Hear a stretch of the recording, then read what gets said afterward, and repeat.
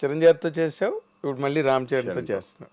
చరణ్తో already మన గోవిందుడు అందరు వాడేలే చేద్దాం. అందులో కూడా చాలా విచిత్రమైన క్యారెక్టర్, ఎంటర్టైన్మెంట్ వాళ్ళే క్యారెక్టర్ నిజంగా అది బాబాయ్ క్యారెక్టర్. అసలు ఆ డ్రెస్సులు గిస్సులు కూడా గోలగా అటువంటి అంటే అవి ఛాలెంజింగ్ ఉంటాయి మనకి సరదాగా. అవునా? ఎంటర్టైన్మెంట్ అనేది చాలా సరదాగా ఉంటుంది. అసలు చాలా విచిత్రమైన ఒక అంటే ఏంటి, రికామిగాళ్ళు ఉంటారు కదా విలేజ్లో, అవి పడుతుంది అమ్మ నాన్న. అసలు కొన్ని సీన్లు దాంట్లో ఉంటాయి, గోడ మీద ఎక్కి అమ్మ అన్నం పెడుతుంటే అవన్నీ లేవు కొన్ని. గోడ మీద ఎక్కి అన్నం పెడుతుంటే ఇక్కడ నుంచి కామెంట్లు వేసుకుతూ ఉంటాను నాకు. అసలు భలే ఉంటాయి సీన్స్. అవి కట్ అయినాయా? అవి కొన్ని కట్ ఎడిట్ అయినాయి. కానీ ఉన్న మట్టుకే చాలా బ్యూటిఫుల్.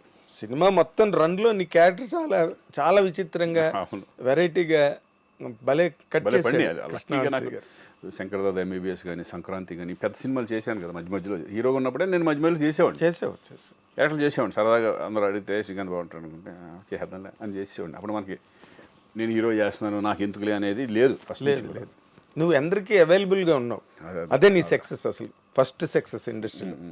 ఎవరిని దూరం పెట్టలే, ఎవరి దగ్గరికి వచ్చినా సినిమా వెళ్ళాం. బట్ కెరీర్ ఎలా వెళ్తుందో అనేది మన చేతిలో ఉండదు. అదే ఇప్పుడు రామ్ చరణ్తో మళ్ళీ చేస్తున్నావు కదా, ఇట్స్ అనే very big dimension. Game changer, Shankar, అది దేవరా కానీ, ఎన్టీఆర్తో చేసే దేవరా కానీ అది గెటప్పే. ఓకే, అది బ్యూటిఫుల్ గెటప్. అది లక్కీగా ఇది పట్టడం, ఈ రెండు పట్టడం నాకు బాగా అడ్వాంటేజ్ అయింది. అది అఖండ తర్వాత నేను వారిసు తమిళ్ వారిసు విజయ్తో చేశాను. అక్కడేమో కన్నడలో ఒకటి అతనితో చేశాను, మన పునీత్ రాజ్ కుమార్ లాస్ట్ ఫిల్మ్ అదే మేము చేసింది పాప అతనితో. Puneeth Raj Kumar is very wonderful person.